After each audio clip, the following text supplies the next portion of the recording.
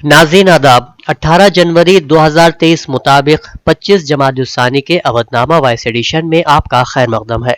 मैं हूं मुसी रजा और आप समाअत फरमाने जा रहे हैं अवधनामा में शाया अहम खबरों के खास हिस्से। वजीर आजम नरेंद्र मोदी ने भारतीय जनता पार्टी की क़यादत को मशवरा दिया कि वो प्राइमरी मेंबरों के लिए ज़िला सतही की कॉन्फ्रेंस से मुनक़िद करें और पार्टी कारकुनों को यह पैगाम दिया कि वह वोट की सियासत से बालातर होकर मुल्क की तरक्की और समाज की फलाह बहबूद के लिए मुत्तहिद हो जाए और समाज के तमाम तबक़ात बिलखुसूस पसमानदा तबक़ात के साथ जज्बाती ताल्लुक़ कायम करें।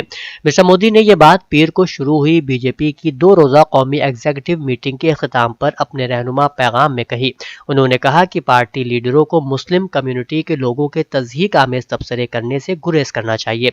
वहीं बीजेपी ने सरकर्दा लीडर जेपी नड्डा को जून 2024 तक पार्टी का कौमी सदर बरकरार रखने का भी ऐलान किया है। हिंदुस्तान ने पाकिस्तान में कायम दहशतगर्द तंजीम लश्कर तैयबा के नंबर 2 लीडर अब्दुल रहमान मक्की पर अक़वाम मुत्तहिदा की सलामती कौंसिल की पाबंदियों का खैर मकदम किया है।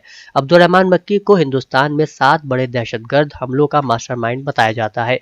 एक हिंदी चैनल की रिपोर्ट के मुताबिक हिंदुस्तान ने गुज़िश्ता साल लश्कर तैयबा के उस रहनुमा को आलमी दहशतगर्द करार देने की कोशिश की थी, लेकिन चीन ने इसमें रख न डाला था। एक हालिया रिपोर्ट में हुकूमत ने महंगाई की शरह को कम सतह पर जाहिर किया है, लेकिन मार्केटों में हकीकत इससे बहुत दूर है। सूरत हाल यह है कि महंगाई आम आदमी की कमर तोड़ रही है। पिछले 6 माह में आटे की कीमत में जबरदस्त इजाफा हुआ है। आटे का 10 किलो का थैला जो जुलाई में 300 रुपए में मिलता था, अब 350 रुपए में दस्तयाब होता है। एक हफ्ते पहले ये 330 रुपए में था। इसके अलावा चावल जो 30 रुपए फी किलो दस्तयाब था, उसकी कीमत 40 रुपए फी किलो तक पहुंच गई है।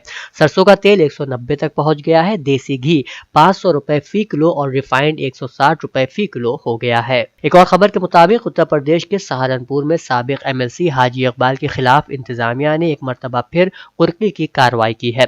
इंतजामिया ने हाजी इकबाल की भगत सिंह कॉलोनी में वाक़ई जायदाद को कुर्क किया है।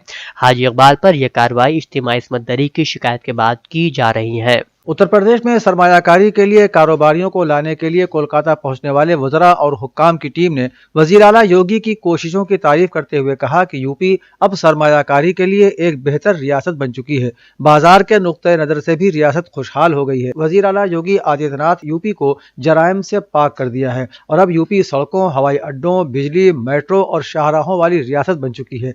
यहाँ आने वाले ताजिरों में से कुछ ने ट्रांसपोर्ट खिदमात के जरिए यूपी के शहरों को जोड़ने के लिए सरमायाकारी करने पर आमादगी जाहिर की है, जबकि कुछ ने आला तालीम के मैदान में सरमायाकारी करने का जोश जाहिर किया है। समाजवादी पार्टी के सदर और साबिक वजीर आला उत्तर प्रदेश अखिलेश यादव ने मंगल को इल्जाम लगाया कि बीजेपी हुकूमत में आए दिन नए नए घपले सामने आ रहे हैं। एसपी सदर ने कहा कि रियासत में महकमे सेहत में दवाइयों के नाम पर लूट मची हुई है, मरीजों की जान के साथ खिलवाड़ किया जा रहा है, लेकिन न तो वजीर आला योगी आदित्यनाथ और न ही वजीर सेहत को इसकी फिक्र है। साबिक वजीर आला ने कहा कि सरकारी अस्पतालों में विटामिन ए की खराब दवा सप्लाई की गई। इससे पहले भी 16 करोड़ रुपए की खराब क्वालिटी की दवाओं की खरीद का मामला सामने आया था, लेकिन हुकूमत ने उसकी लीपापोती कर दी और जांच का कोई नतीजा अब तक सामने नहीं आ सका। लखनऊ के आसिफी इमामबाड़ा के दरो दीवार पर लखनऊ की तहजीब नजर आएगी। यहाँ आने वाले मेहमानों के इस्तकबाल के लिए सुर्ख कालीन और चटाइयां भी तब्दील की जाएंगी।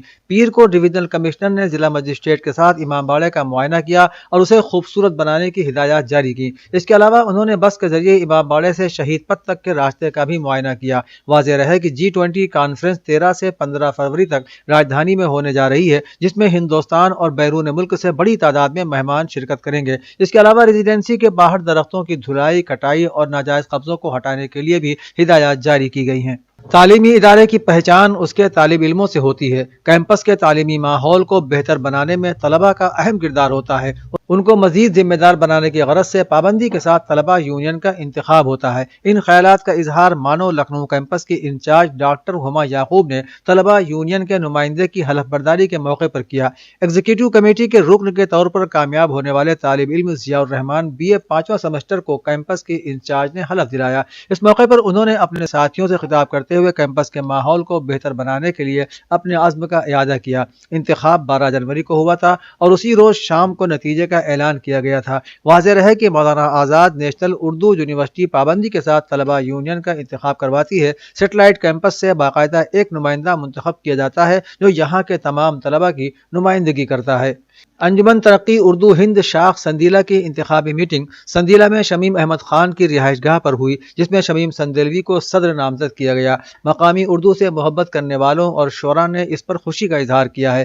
فرید الدین احمد کی زیر صدارت منعقدہ میٹنگ کی نظامت معیز ساغری نے کی۔ میٹنگ میں تنظیم کی سالانہ سرگرمیوں پر تبادلہ خیال کے بعد نئی ایگزیکٹو کمیٹی تشکیل دی گئی، جس میں سرپرست فرید الدین احمد، کوآرڈینیٹر غلام حسین سہیل سندیلوی، صدر شمیم احمد خان، نائب صدر چودھری ندیم ساغری، جوائنٹ سیکرٹری انوار الحق، توحید احمد خزانچی اور داور اور رضا یاسر، ایم او عباس، ایم او عارف غازی، فرحان الحق، فرحت محمود، اقبال احمد کو ممبر نامزد کیا گیا ہے۔ اودھنامہ کے جہانما صفحے کے مطابق سعودی عرب میں ولی عہد شہزادہ محمد بن سلمان کے ویژن 2030 کے تحت خواتین کو مزید بااختیار بنایا جا رہا ہے اور انہیں روزگار کی فراہمی سمیت دیگر امور کا بھی حصہ بنایا جا رہا ہے۔ عرب میڈیا کے مطابق حج کے دوران مکے سے مدینہ اور مدینہ سے واپسی کے لیے چلنے والی خصوصی ٹرینوں کے لیے خواتین ڈرائیورز کو بھی تربیت دی گئی ہے اور موجودہ سال حج میں 32 خواتین ڈرائیورز حرمین ٹرین چلائیں گی۔ خیال ہے کہ اس سے پہلے مسجد حرام اور مسجد نبوی میں سیکیورٹی کے فرائض کی انجام دہی کے لیے بھی خواتین اہلکاروں کو تعینات کیا جا چکا ہے،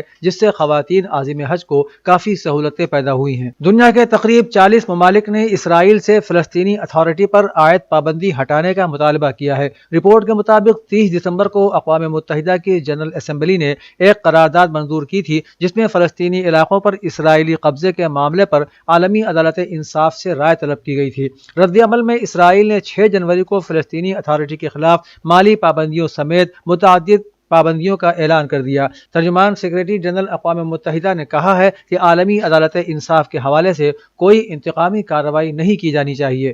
روس کے صدر ولادیمیر پوتن نے کیف کی پالیسیوں کو انتہائی منفی اور ہتھیاروں کی ترسیل کی مغرب کی پالیسی کو ناقابل قبول قرار دیا ہے۔ پوتن نے ترکی رہنما اردوغان سے کہا کہ کیف مغربی حامیوں کے ہتھیاروں اور فوجی وسائل کے بلبوتے پر ایسی پالیسی اپنائے ہوئے ہے جس کا انجام تباہی کے سوا اور کچھ نہیں ہے۔ انہوں نے کہا کہ کیف نے کرسمس کے موقع پر جنگ بندی کی پیشکش کو مسترد کر کے امن کے تمام راستوں کو بند کر دیا ہے۔